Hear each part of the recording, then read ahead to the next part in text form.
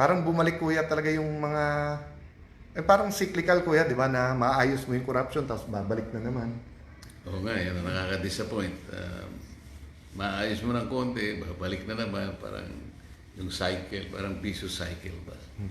Kaya sabi sa akin, Kong, just like when we were together 18th Congress, kailangan yung solusyon pang matagalan. So yes, sa Blue Ribbon, kailangan ma-pinpoint kung sino may kasalanan, anong anomalya, pero kailangan may pangmatagalan. Kaya yung isa niyan tinitingnan sa kuryente, pinag-uusapan din namin kasi si Ate Pia naman po ang chairman ng Energy. So syempre po nung pag tumatakbo ka, everyone tells what committee they want.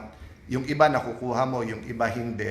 Pero ngayon ko lang po medyo naintindihan ng husto na ang sinasabi po ni Senator Marcoleta ay yung mas murang kuryente kasi parang domino yon, marami ding magmumura. Pero interesado din siya paano maging mas mura yung bilihin. Pero kumbaga, pag ang inuna mo yung kuryente, sunod-sunod yon. So, binibiro ko naman siya. So, wag lang tayong makuryente sa Blue Ribbon. Marami tayong pagbabagong mangyayari. Tapos,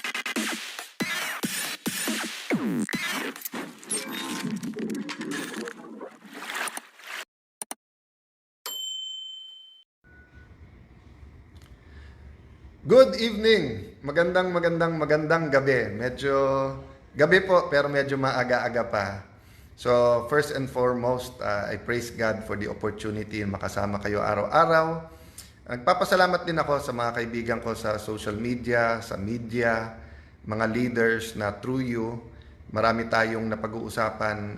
We start with principles, values, but we also talk about current events. And alam niyo naman, di ba, from the start of my career, siguro kasi, kumbaga, ganun din ang purpose na binigay sa akin ni Lord sa Taguig, na minsan, magbubunot ka muna ng weeds bago ka magtanim ng seeds na magagaling, di ba? So, pag ang nakuha mong lupa ay mayaman at ayos na, magtatanim ka na lang. Pero kung yung nakuha mo na lupa ay papatayin yung mga itatanim mo, wala kang choice kung hindi bubungkalin mo muna at aayusin mo yon. Correct ba? Mary Ann C. Ramos, Tracy Kel, Giselle Lape Simasio, and Rhoda Taitano. Hello sa inyong lahat. So tonight, nandito po kami sa isang hangout namin sa BGC. Ito po, kausap ko parate nung speaker ako. Parate niya sinasabing nakatulong ako sa kanyang committee, advocacy, but actually, marami kayong hindi alam na natulong niya sa akin from moral support to speaking up, whether it's sa public or even sa harap ni dating Pangulong Duterte. No? So, but like anything, ang na-admire ko sa taong to, baka akala nyo kasi magkasundo yan, kasi parating yan nag-agree. Hindi po. Marami kaming pagkakataon sa 18th Congress, tapos sa 19th, sa CA kami magkasama. So 18, magkasama kami sa House of Representatives. 19, magkasama kami sa CA. Ngayon ko lang naisip. 18, natanggal ako speaker. 19, siya naman natanggal sa CA. Pero pareho naman kami, pag natatanggal, nilalagay ng Panginoon sa mga posisyon na makakatulong naman sa ating mga kababayan. So, medyo naisip nyo na ba kung sino sinasabi ko? Walang iba kundi ang ating bagong senador, Senator Marcoleta. Good evening, sir! Good evening po sa inyong lahat. Ito po, kasama ko si Speaker Senator Alan. Marami po kaming dapat na gawin sa mga susunod pong mga araw. Sana mapagtiyagaan niyo pa kami. At pinag-uusapan natin, sabi mo, napaka-importante, presyo ng kuryente. No? Tama, oo. And it's not an empty plan kasi may step 1, 2, 3 ka na, no? Starting with the kung maaalis yung VAT sa kuryente, kuya. No? Tama. Yung 12% VAT. Okay. So, na-file naman niya yan. Wala po kami sa bangko. This is a restaurant na dating bangko. Kasi kayo ko lang napansin na sa likod mo, safe, kuya. Kaya sabi ko sa iyo, safe ka dito, di ba? Kasi nasa likod mo, dating safe. No? But yun po, nag-uusap po kami kasi right now, before June 30, ako po ang acting chairman sa ilan mga hiniring ng Blue Ribbon Committee, hindi ko naman alam nung filing na si Kuya ay magiging senador or tatakbong senador kasi nga sa CA hindi pa magulo nun. But I'm happy kasi nga I'm volunteering na ituloy pagiging isang vice chairperson kasi parang bumalik, Kuya, talaga yung mga parang cyclical, Kuya, di ba, na maayos mo yung corruption tapos babalik na naman. Oo nga, yan ang nakaka-disappoint. Maayos mo ng konti, babalik na naman, parang yung cycle, parang piso cycle ba. Kaya sabi sa akin, Kong, just like when we were together 18th Congress, kailangan yung solusyon pang matagalan. So yes, sa Blue Ribbon, kailangan ma-pinpoint kung sino may kasalanan, anong anomalya, pero kailangan may pangmatagalan. Kaya yung isa niyan tinitingnan sa kuryente, pinag-uusapan din namin kasi si Ate Pia naman po ang chairman ng Energy. So syempre po nung pag tumatakbo ka, everyone tells what committee they want. Yung iba nakukuha mo, yung iba hindi.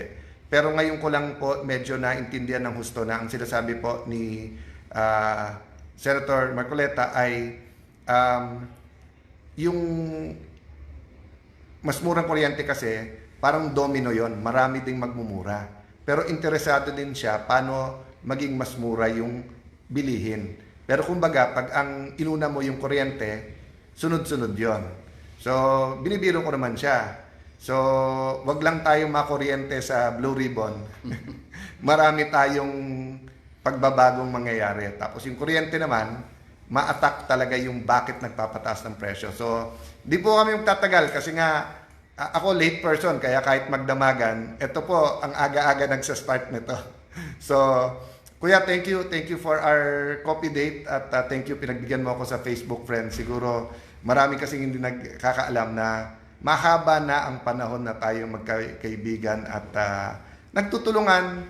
But i-repeat ko pwede kayong maging close kahit na hindi sa lahat ng issue pareho kayo ng idea. Basta't makinig kayo to each other. So, pag may nagsusumbong ako sa akin sa Speaker's Office na parang iba ho kayo ng stand ni Kong Marcoleta, hindi ako nasa-stress. Kasi pag akyat, i-explain niya. Siya din, hindi nasa-stress pag sinabing, oy, si Alan ganito sinabi. Kasi nga po, alam niyang pwede kami mag-usap. So, thank you for that, Kuya. Yeah, at ang gusto ko lang na ipaalam sa lahat ng mga kababayan natin, Senator Alan, kagaya ng pinaghalimbawa mo kanina na kailangan ayusin yung tatamnan na lugar. Para sa ganun, tumubo na mabuti yung ating itatanim. Kaya na kuminsan, alam mo, pag tumubo na yung tinanim natin, mas mabilis pang tumubo uli yung binunot natin. Kaya continue yung gagawin natin po na wini-weed out po natin yung nakakasama sa mga itinanim natin. Yun po yung ating gagawin at pagsisikapan po natin. At dun po, sobra kaming nag-agree, di ba? At as you get to know Senator Marcoleta more, makikita mo po malalim ang, kung baga po parang sa Bible na yung parables. Kasi nga, prinsipyo at hindi day-to-day issues ang tinitignan eh. So you have to look at the principle kung paano ayusin. And I really look forward to working with him. So good night everybody. Yun, may napindot tuloy akong, ayan. Sorry po. Kuya, ikaw ba gamay na gamay mo na yung Facebook? Hindi ako marunong sa Facebook. Wala akong Facebook. Pero sa lahat ng page nandiyan ka. Kasi ako nga, nung nagpalit ako ng phone from iPhone to Android, nakita kasi ni Kuya, medyo may napindot ako. Buti, So, minsan napapagalitan ako ni Lani, pati sa itsura and everything. But, guys, alam ko naman ang puso namin ang tinitignan nyo. At ganun ang Panginoon, di ba? Look at the heart. So, you might not always all agree with us, but we want to guarantee sa inyo that we want to build this nation. We want to have a better future. So, good night everyone. Good night po, Kuya. Salamat po. Good night po. God bless you guys.